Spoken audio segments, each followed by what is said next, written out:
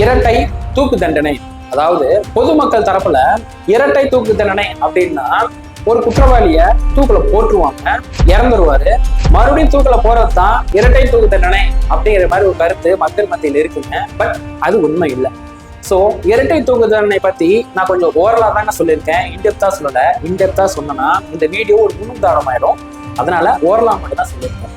So இரட்டை தூக்கு தண்டனை எப்படி ஒரு குற்றவாளிக்கு கிடைக்குது அப்படிங்கிறத பார்க்கலாம். இப்போ ஒரு குற்றவாளி முதல் முறையா ஒரு கொலை செஞ்சிருந்தாலோ இல்ல ஒரு குற்றவாளி பல கொலைகள் செஞ்சிருந்தாலோ சரிங்களா, அந்த குற்றத்தை பார்த்தீங்கன்னா நீதிமன்றம் வந்து இந்த குற்றம் அரிதிலும் அரிதான வழக்கா அப்படிங்கிற கண்ணோட்டத்துல கொண்டு போகும். அதாவது ரேரஸ்ட் ஆஃப் ரேர் கேஸ் அந்த ஸ்டேஜுக்கு இந்த விசாரணையை பார்த்தீங்கன்னா ஃபுல்லா கொண்டு போவோம். அது எப்படி கொண்டு போவாங்கன்னா, இந்த குற்றம் சமூகத்துல எந்த அளவுக்கு ஒரு தாக்கத்தை ஏற்படுத்தி இருக்கு அப்படிங்கிறத ஃபர்ஸ்ட் அனலைஸ் பண்ணுவாங்க, அதை பேஸ் பண்ணி விசாரணை நடத்துவாங்க. அது மட்டும் இல்லாம அந்த குற்றவாளி எந்த அளவுக்கு கொடூரமான முறையில அந்த குற்றத்தை செஞ்சிருக்காரு அப்படிங்கிறத பார்த்தீங்கன்னா கம்ப்ளீட்டா விசாரணை பார்த்தீங்கன்னா நடத்துவாங்க. அது மட்டும் இல்லாம சாட்சியங்கள் வந்து அந்த குற்றத்துக்கு வந்து சாதகமா இருந்துச்சு அப்படின்னா, குற்றம் வந்து நிரூபிக்கப்பட்டால் அந்த குற்றவாளி என்ன சொல்லுவாங்கன்னா, இந்த குற்றவாளி இனி எந்த ஒரு சூழ்நிலையிலும் சமூகத்துல 1% கூட வாழ தகுதி இல்லாதவர், இவரை மறுபடியும் நம்ம வந்து வெளியே விட்டோம் அப்படின்னா சமூகத்துக்கு இவர் ஒரு பதட்டமான சூழ்நிலையை தான் கொடுப்பாரு, மக்களுக்கு தேவையில்லாத பாதிப்பு தான் ஏற்படும் அப்படிங்கிற மாதிரி அந்த விஷயம் போச்சு அப்படின்னா ஓகேங்களா, கண்டிப்பா அந்த குற்றவாளிக்கு நீதிமன்றம் வந்து இரட்டை தூக்கு தண்டனை கொடுத்துருவாங்க சரிங்களா. உதாரணமா சொல்ற பாருங்க, ஒரு குற்றவாளி ஒரு பெண்ணை பாலியல் வன்கொடுமை செஞ்சு சித்திரவதை செஞ்சு கொலை செஞ்சுட்டாருன்னு வச்சுக்கோங்களேன், அந்த பாலியல் வன்கொடுமை செஞ்சதுக்கு ஒரு தூக்கு தண்டனையும், சித்திரவதை செஞ்சு கொலை செஞ்சுட்டாரு இல்லையா அதுக்கு ஒரு தூக்கு தண்டனை அப்படிங்கிற மாதிரி இரட்டை தூக்கு தண்டனை பார்த்தீங்கன்னா அந்த குற்றவாளிக்கு அந்த நீதிமன்றம் வந்து தீர்ப்பு வழங்கிருங்க. ஸோ அந்த நீதிபதி தீர்ப்பு வழங்கினதுக்கு அப்புறம் பேனாமூனியை பார்த்தீங்கன்னா உடைச்சிருவாங்க. சரி, இப்போ மரண தண்டனை தீர்ப்பு வழங்கிட்டாங்க, உடனே அதை நிறைவேற்றப்படுமா அப்படின்னா கிடையாது. ஸோ ஒரு மரண தண்டனை அதாவது தூக்கு தண்டனையை நிறைவேற்றுவதற்கு அதிகாரப்படுத்தவர்கள் யார் அப்படின்னா உயர் நீதிமன்றமும் உச்ச நீதிமன்றம் தான். இப்போ மாவட்ட நீதிமன்றம் பார்த்தீங்கன்னா இரட்டை தூக்கு தண்டனை அப்படிங்கிற தீர்ப்பு வந்து வழங்கிட்டாங்க இல்லையா, அது ஆட்டோமேட்டிக்கா உயர் நீதிமன்றத்துக்கு போகும். ஸோ உயர் நீதிமன்றம் என்ன பண்ணுன்னா, ஸோ அதை இந்த வழக்கு அரிதிலும் அரிதான வழக்குன்னு வந்து ஆல்ரெடி ஃபைனல் பண்ணிட்டாங்க இல்லையா, ஸோ சாட்சியங்களை வச்சு விசாரணைகள் பார்த்தீங்கன்னா பலகட்ட முறையில் நடத்துவாங்க. அப்போ அந்த உயர் நீதிமன்றமும் மாவட்ட நீதிமன்றம் கொடுத்த தண்டனை பார்த்தீங்கன்னா கரெக்டு தான் அப்படின்னு சொல்லிட்டு ஃபைனல் பண்ணிட்டாங்க அப்படின்னா அந்த குற்றவாளிக்கு கண்டிப்பா மரண தண்டனை உண்டு. பட் அவங்க விசாரணையும் போது இந்த விஷயத்துக்காக இவருக்கு வந்து மரண தண்டனை கொடுக்க வேணாங்கன்னு சொல்லிட்டு ஒரு மரண தண்டனை கேன்சல் பண்ணாங்க அப்படின்னா இன்னொரு மரண தண்டனை இருக்கு பார்த்தீங்களா, அதையும் விசாரணை மூலியமா ஃபைனல் பண்ணிட்டாங்க வச்சுக்கோங்களேன். இப்போ உயர் நீதிமன்றம் ஒரு மரண தண்டனை கேன்சல் பண்ணிட்டாங்க. ஸோ கேன்சல் பண்ணப்பட்ட அந்த மரண தண்டனை என்ன ஆகுதுன்னா ஆயுள் தண்டனையும் மாறும் சரிங்களா. ஸோ ஒரு ஆயுள் தண்டனையும் ஒரு மரண தண்டனையும் பார்த்தீங்கன்னா உயர் நீதிமன்றம் ஃபைனல் பண்ணிட்டாங்க அப்படின்னா கண்டிப்பா அவருக்கு ஒரு ஆயுள் தண்டனையும் மரண தண்டனையும் பார்த்தீங்கன்னா கண்டிப்பா அந்த குற்றவாளிக்கு உண்டு. பட் அந்த குற்றவாளி என்ன பண்ணுவாருன்னா இந்த தீர்ப்பை எதிர்த்து உச்ச நீதிமன்றத்துல பார்த்தீங்கன்னா மேல்முறையீடு செய்வார். ஸோ உச்ச நீதிமன்றம் என்ன பண்ணுன்னா அவங்களும் இந்த கேஸை பார்த்தீங்கன்னா பலகட்ட முறையில வந்து சாட்சியின் அடிப்படையாக வச்சு மறுபரிசீலனை செய்வாங்க.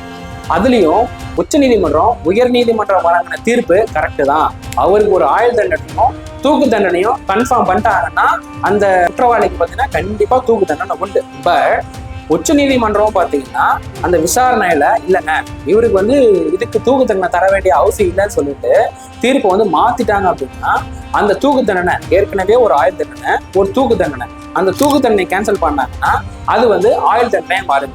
ஸோ இப்போ அந்த குற்றவாளி என்ன பண்ணணும்னா சாகும் வரை அவரு சிறையிலேயே தான் இருக்கணும் ஓகேங்களா. ஸோ இது வரைக்கும் ஒரு விஷயம் வந்து புரிஞ்சுப்பீங்கன்னு நினைக்கிறேன். அதாவது எதுக்கு இரட்டை தூக்கு தண்டனை கொண்டு வராங்க அப்படின்னா அந்த குற்றவாளி எந்த ஒரு சூழ்நிலையிலும் பார்த்தீங்கன்னா அவரு தண்டனையிலிருந்து தப்பிக்கவே கூடாது அப்படிங்கிற ஒரு காரணத்துக்காக தான் இரட்டை தூக்கு தண்டனை தராங்க. ஒரு தூக்கு தண்டனை கேன்சல் ஆனா கூட ஒரு தூக்கு தண்டனை கண்டிப்பா உண்டு, இல்ல ரெண்டையுமே கேன்சல் பண்ணா கூட ஆயுள் முழுக்க அவருக்கு சிறைதான் காரணத்துக்காக தான் இந்த மாதிரி ஒரு தீர்ப்பு வழங்கப்படுது. சரி, இப்போ இந்த உச்ச நீதிமன்றம் பார்த்தீங்கன்னா ஆயுள் தண்டனையை மாத்தி அந்த குற்றவாளிக்கு பார்த்தீங்கன்னா ஃபைனலா தீர்ப்பு எழுதிட்டாங்க இல்லையா, அதுவே இறுதி தீர்ப்பு. ஸோ அந்த இறுதி தீர்ப்பு என்ன பண்ணணும்னா அந்த குற்றவாளி வந்து 14 வருஷம், ஸோ அவர் ஆயுசு முழுக்க இருக்கணும். ஒரு கால் அந்த குற்றவாளி வந்து ஏதாவது ஒரு நல்ல நேரம் அவருக்கு ஏதோ ஒரு விஷயம் நடக்குதுன்னு வச்சுக்கோங்களேன், ஒரு குற்றவாளி, ஆயுள் தண்டனை குற்றவாளி 14 வருஷம் சிறையில இருந்துட்டாரு அப்படின்னா மாநில அரசு ஒரு சம்பவம் பண்ணும். என்னன்னா, கருணை அடிப்படையில அவர் வெளியெடுப்பதற்கு வாய்ப்பு இருக்கு. ஆளுநர் மூலியமாவோ குடியரசுத் தலைவர் மூலியமாவோ பாத்தீங்கன்னா கருணை மனு மூலியமா அந்த ஆயுள் தண்டனை கைது வெளியே கொண்டு வருவதற்கு வாய்ப்பு இருக்கு. ஆனா அவர் புதுசா 14 வருஷம் சிறை தண்டனை அனுபவிச்சிருக்கணும். ஓகேங்களா?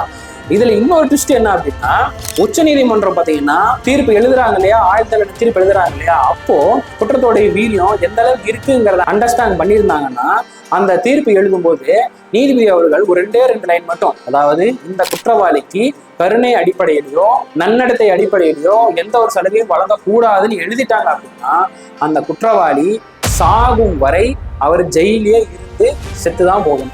ஆக மொத்தம் ஒரு குற்றவாளி பார்த்தீங்கன்னா தண்டனையில இருந்து தப்பிக்க கூடாது அப்படிங்கிறதுக்கு தான் இந்த மாதிரி ஒரு விஷயம் நடக்குதுங்க. ஓகே, அடுத்து பாலியல் வன்கொடுமை செய்யப்பட்டு கொலை செய்யப்பட்டவர்களுக்கு மட்டும்தான் இந்த இரட்டை தூக்கு அப்படிங்கிறது கிடையவே கிடையாது. கொலை செய்யப்பட்டது யாரா இருந்தாலும், ஒரு கொலை செஞ்சிருந்தாலும் சரி, அது சமூகத்துல நடக்கிற சூழ்நிலையை பொறுத்து அரிதிலும் அரிதான வழக்குன்னு சொல்றேன் பாத்தீங்களா, அந்த ஸ்டேஜ்ல கொலை செய்யப்பட்டு இருந்தால் அது ஒரு கொலையா இருந்தாலும் சரி, அது எதுவா இருந்தாலும் சரி, குற்றவாளிக்கு கண்டிப்பா தண்டனை உண்டு. சரிங்க, இந்த வீடியோ ஓரளவுக்கு உங்களுக்கு அண்டர்ஸ்டாண்ட் ஆயிருக்குன்னு நினைக்கிறேன். ஸோ புரிஞ்சவங்க கமெண்ட்ல சொல்லுங்க, இந்த வீடியோவை பத்தி சில கருத்துக்கள் சொல்லுங்க. உங்களை வேற ஒரு வீடியோவில் சந்திக்கிறேன். அது வரைக்கும் உங்களிடமிருந்து விடைபெறுவது உங்கள் தினேஷ்குமார். இன்னும் நான் பாய்.